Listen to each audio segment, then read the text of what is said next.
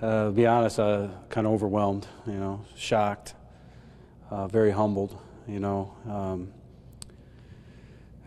lost for words, just said a little prayer and, called my wife and let her know. And so, yeah, I'm excited, I'm humbled, I'm kind of nervous. I told the team when we met, I said, I'm kind of nervous. It reminds me way back when, Friday nights, how nervous I'd be before the games. So, yeah, so. Chris Schwarzkopf, he had a little note at the end about his. Were you that prepared meeting with the team? So I had a little note. I came in the chapel here and prayed, and I just was inspired. I wanted to give some kind of gift or message to them, and so I ran over and bought some nails, actually. And they each have a nail, and I just asked, maybe this could be a symbol of, being tough as nails, meaning that we don't have to really redefine or build anything new as far as traditions and things, as far as what Dwenger football is all about.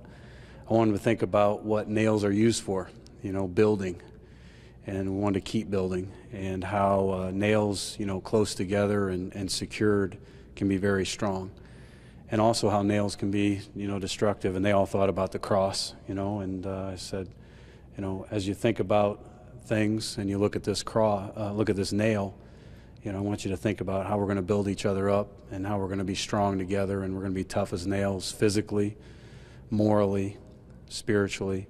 We want to be unified and we want to be secured. And so there was a little message that I shared with them that had some meaning for myself. And, we're in the Lenten season now, so gave them all a nail. It was a big nail. I spent a lot of money on those nails.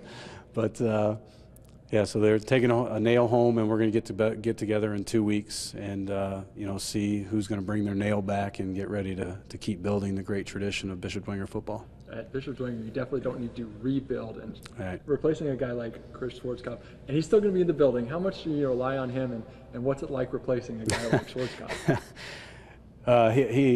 He congratulated me, and we shared a hug, and he said, I won't say anything unless you ask. And he shared a story when he took over the program that unless he got on a knee and asked Andy Johns for some advice and things, he didn't get anything from Andy. And so I said, well, you'll be seeing me on my knees quite a bit, crawling around the building asking for your guidance and your help. So yeah, I think it's a blessing that he's in the building, and somebody that will help me in the transition time, moving forward. So yeah, that's a blessing of this whole thing as well. So as an alumni of Bishop Dwenger, I mean, so many years ago when you were in school here, was that even a possibility for you when you're?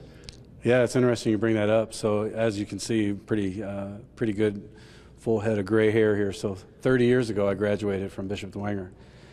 So I graduated in 1988. So yeah, never on the radar, I'll be perfectly honest. Who knows what I was thinking when I was 18, graduating, where things were going. So it's just so humbling, and in some ways just overwhelming and surreal that, I'm in the halls where I went to school and just, played under Coach Andy Johns and Coach Fred Tone, who then, 6 years ago I got to coach with Fred Tone with the freshman team, and now to be given the opportunity to kind of be the herald of all these great traditions and this program is, yeah, just so humbling, What's the transition going to be like from offensive coordinator to head coach? Still be calling plays, still the offense going to be the same? Well, great question. I guess as I think about what I'd like to see going forward is, somebody else to take all that scrutiny. So hand those keys over to somebody. So we'll be looking at that. I'd like to see myself in a position where, I'm just the head coach, and we've got great guys in those positions who are leading the team and doing the things that they need to do, and I can be concentrating on other things. So we'll see how that plays out. There's some great men that have expressed some interest, and I'm a big advocate of the who before the what, and so and I want to get some great men with us, and you know, we'll see how it all plays out. But ideally, I won't be the one calling the plays. I'll get enough scrutiny. We'll let those guys carry that scrutiny. But no, we'll see how it plays out. Are you still going to be the baseball coach? Is baseball still something you're going to be involved with? And how has that helped you? Yes. Yeah. So I've been blessed with the opportunity to go ahead and fulfill this season, which is just a great blessing. Got a great coaching staff, and those men mean a lot to me. The kids mean a lot to me. So we'll continue through this season, and then probably look to just concentrate on football after that. And that experience has been tremendous. And you know, as I spoke about, the coaching staff, those men mean everything to me. They mean everything to this school. The success we've had is due in large part to those men, the coaching staff that is a part of that program, and then the young men that bought in. So I want to build off those experiences, and then I think that reality, you know, from good to great, it's all about who you have around you.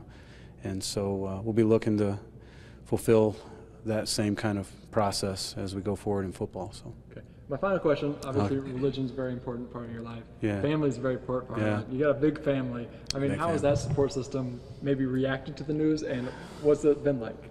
Well, it was interesting when Coach shared with me that, you know, he was going to retire. You know, first person I contacted was my wife, and before any discussion took place, she said, "Well, you're going to apply for that, right?" I said, "Well, no, I don't know. I don't think so. I don't know. You know, I don't know." So she's been 100% supportive. You know, I have 13 children. 2 of those children are in heaven, and the other 11 were blowing up my phone today, just so excited. So it's been tough the last couple of weeks, you know, as I come home. "You heard anything, Dad? I'm praying for you. You know, have you heard anything?" So I think they're excited. It came up in the interview, you know, as far as just time and things, and it's something that with baseball and with football, my role there, that I've been able to share with my family, and I'm so blessed to be able to do that and to have a wife who is so supportive of me. She's the saint, as I say. She's the saint at home, so I couldn't be more blessed. So.